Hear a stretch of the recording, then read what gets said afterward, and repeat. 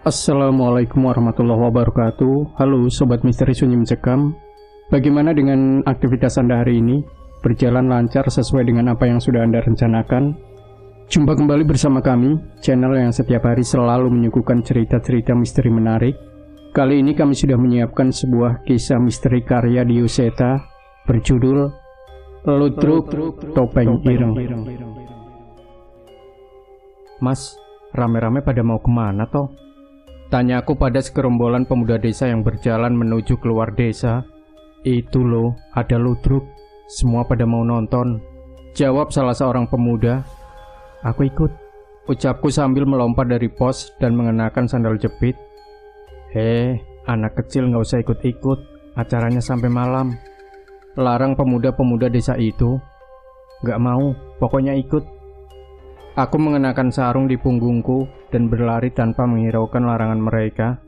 Ludruk adalah kesenian tradisional asal tempatku di Jawa Timur yang menampilkan drama ringan dengan sentuhan musik gamelan dan tarian tradisional. Kampungku terletak di pedalaman di atas gunung di Jawa Timur. Saat ini masih belum banyak warga yang memiliki radio, apalagi televisi. Jadi saat ada acara seperti ini, warga desa akan berbondong-bondong pergi menonton. Sebuah panggung sederhana telah terlihat di pinggir hutan. Ternyata bapak dan ibu juga sudah ada di sana turut menonton, duduk lesehan dengan sandal sebagai alas duduk. Bapak, ibu, kesini gak ngajak-ngajak, protesku. Cilik gak usah ikut-ikut, acaranya sampai malam, sana pulang. Perintah bapak. Sebentar aja, aku kan belum pernah nonton ludruk, ucapku yang hanya dibalas gelengan kepala oleh bapak. Sebuah penampilan menawan ditampilkan oleh kelompok tersebut, dibuka dengan tari-tarian yang diiringi musik gamelan, dan dilanjutkan dengan drama ringan yang membahas hal-hal ringan sampai yang berat. Yang manggil ludruk ini siapa toh pak? Tanya aku pada bapak yang masih terus menonton acara tersebut. Gak ada yang manggil, katanya ludruk keliling. Gak tahu, nanti nyawer apa gimana? Jawab bapak. Memang terlihat sebuah gerobak besar yang dihias cantik terparkir di belakang panggung. Mungkin itu digunakan untuk membawa peralatan-peralatan mereka. Warga desa menonton dengan serius. Sesekali mereka tertawa dengan candaan yang dibuat oleh pemain-pemain di panggung. Beberapa kali aku pun dibuat tertawa terpingkal-pingkal. Namun aku melihat satu hal yang menarik perhatianku. Seorang tokoh yang selalu mengenakan topeng berwarna hitam. Menjelang tengah malam acara pun selesai. Kami bubar ke rumah masing-masing. Hampir semua warga membicarakan tentang acara tadi selama perjalanan pulang. Di tengah perjalanan, kami mendengar suara lonceng kicrik berbunyi. Rupanya itu suara dari gerobak para pemain ludruk yang meninggalkan lokasi, bersimpangan dengan arah kami kembali ke desa. Kelompok ludruk itu mampir ke desa kami setiap malam Jumat. Anehnya, ternyata mereka tidak pernah meminta bayaran sedikit pun dari warga. Ini hari Kamis, nanti malam kelompok ludruk itu akan mampir ke kampung kami lagi. Siangnya aku membantu bapak mengurus kuda peliharaan bapak. Sayangnya ternyata setelahnya aku terlalu lelah dan ketiduran. Lewat tengah malam aku terbangun, dan ternyata bapak dan ibu masih belum pulang. Sudah pasti mereka menonton lagi tanpa mengajakku. Aku kesal. Segera aku mengenakan sandal dan sarungku dan berlari keluar. Ada yang aneh, seluruh desa terlihat sepi tanpa ada lampu-lampu yang menyala di rumah warga. Angin berhembus meniupkan selebaran yang berisikan pemberitahuan mengenai acara ludruk itu tertiup ke arahku. Hadirilah, lakon teristimewa oleh ludruk topeng yang pasti bisa membuat malam Jumat Anda semakin spektakuler. Kali ini dengan judul lakon Desa Tumbal. Ajak seluruh warga, jangan sampai ada yang tertinggal.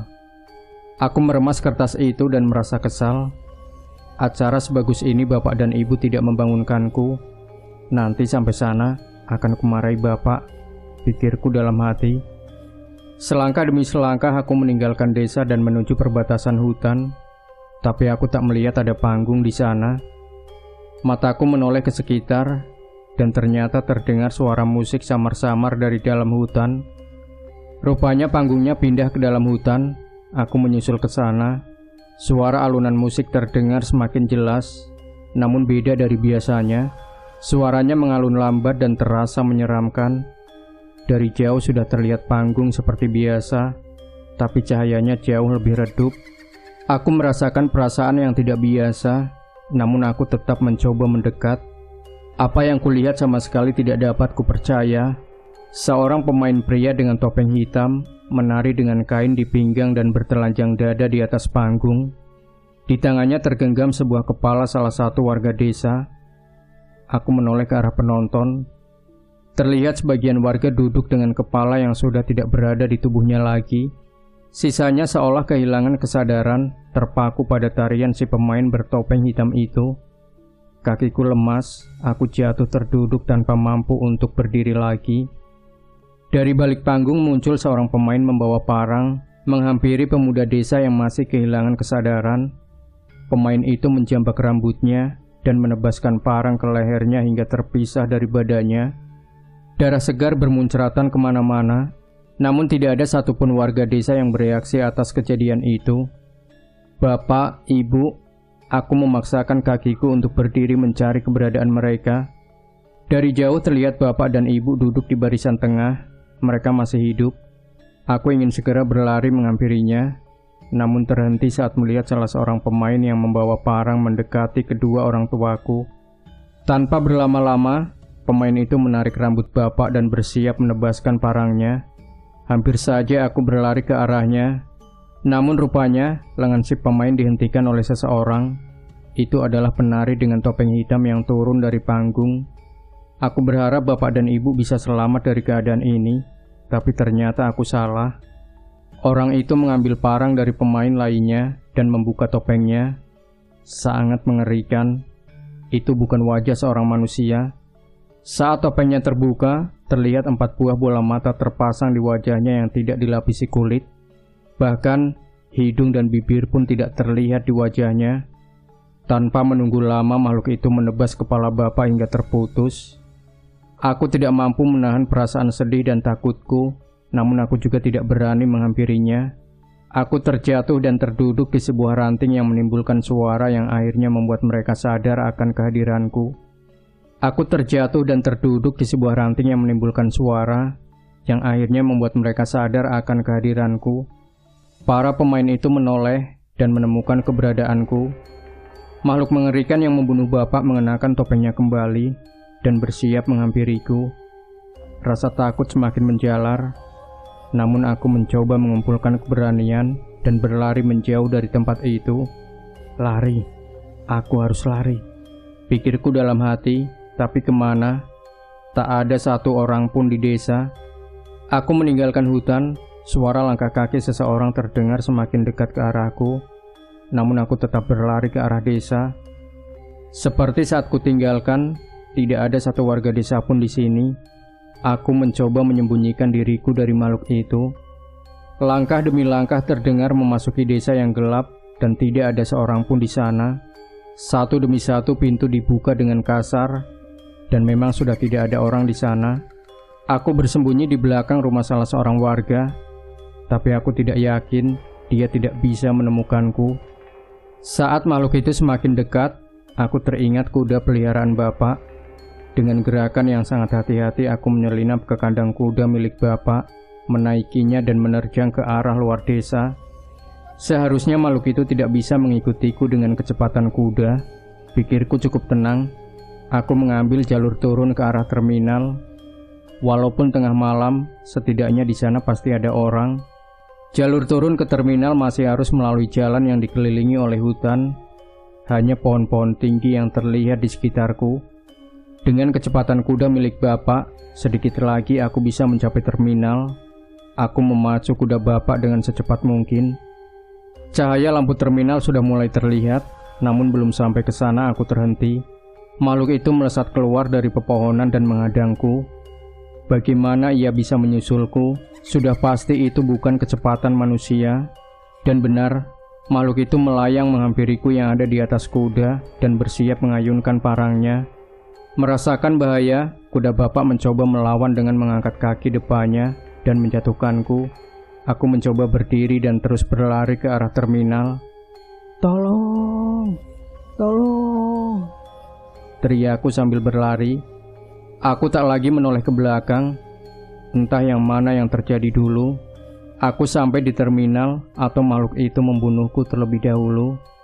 Namun kakiku sudah lelah untuk berlari. Napasku juga hampir habis. Sampai akhirnya aku terjatuh. Entah hayalan atau bukan, seorang pria berdiri di hadapanku. Ia menangkap dan segera memelukku. Kamu kenapa? Ada apa toh? Ucap bapak itu. Aku dikejar demit, Pak. Tolong, Pak. Ucapku dengan suara yang sudah lemas. Di tengah gelapnya malam, makhluk itu muncul dari kejauhan menghampiri kami berdua. Walaupun aku sudah menemukan seseorang, tapi apa kami bisa selamat, pikirku. Bapak itu berdiri membelakangiku. Ia mengambil sesuatu dari tasnya, sebuah korek api dengan ukiran kuno. Berkali-kali doa dan ayat suci dibacakan oleh bapak itu. Makhluk itu merasa terganggu dan menutup kupingnya. Namun bukannya menjauh, makhluk itu menahan rasa sakitnya dan menerjang ke arah kami. Sebelum sempat mendekat, bapak itu membuka tutup korek api itu dan menyalakannya. Cahaya api menerangi sekitar kami, tapi yang kulihat semakin mengerikan. Makhluk penghuni hutan samar-samar terlihat dan memandang kami dari semua sisi yang disinari cahaya itu. Tapi ternyata tak seperti perkiraanku. Setan itu tidak dapat mendekat ke arah kami yang dikelilingi cahaya dari api di korek itu. Bapak itu terus membaca doa dan ayat suci yang menyiksa makhluk mengerikan di hadapan kami. Tak tahan dengan siksaannya, makhluk itu pergi dan melarikan diri. Setelah merasa aman, bapak itu menggendongku dan menaikkanku di Vespa tuanya. Ia mengajakku ke pos polisi di terminal untuk menjelaskan apa yang terjadi. Ini diminum dulu. Habis itu ceritain ada apa. Segelas teh hangat diberikan oleh salah seorang petugas kepadaku.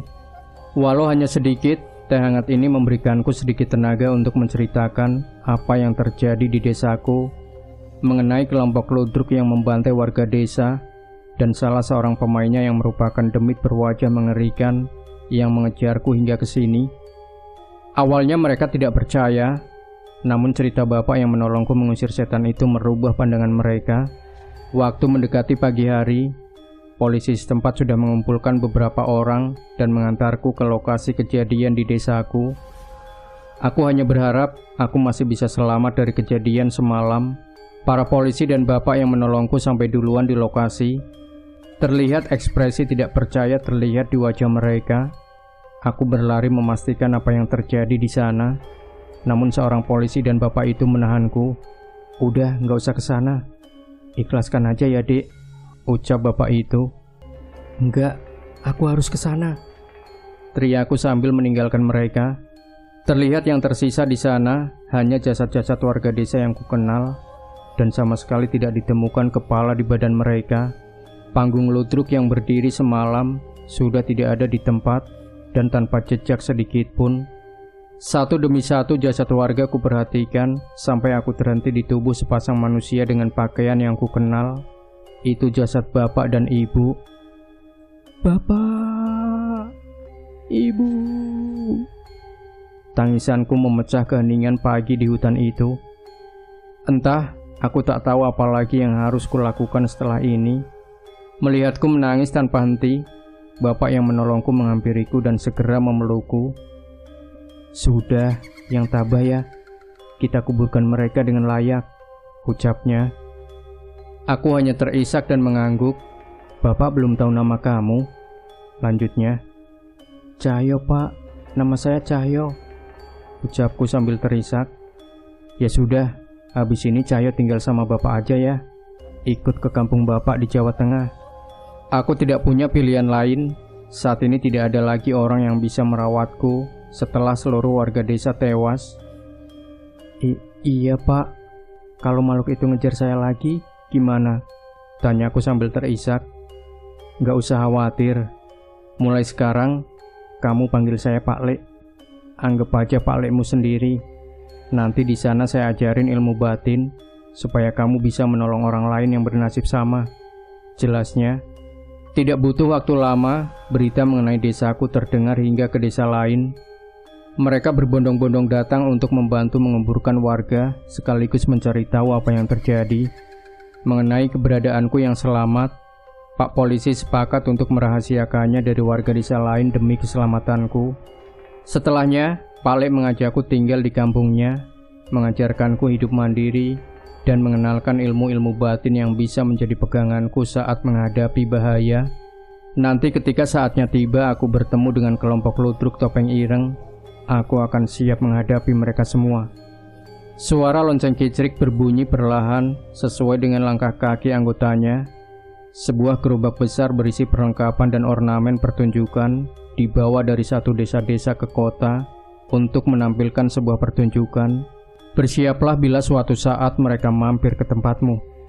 Sewaktu kecil, cerita ludruk topeng ireng ini sering digunakan oleh saudara-saudara di kampung bapak untuk menakut-nakuti saya saat pulang main terlalu malam. Kejadian ini pernah terjadi di sebuah desa, namun sampai sekarang keberadaan kelompok ludruk ini masih belum ditemukan. Entah mereka itu manusia atau demit, itu semua masih menjadi sebuah misteri. Demikian Sobat Misteri Sunyi Mencekam. Jangan lupa berikan komentar Anda, like, share video ini, subscribe channel Sunyi Mencekam, dan kembali nantikan cerita-cerita misteri terbaru dari kami. Wassalamualaikum warahmatullahi wabarakatuh.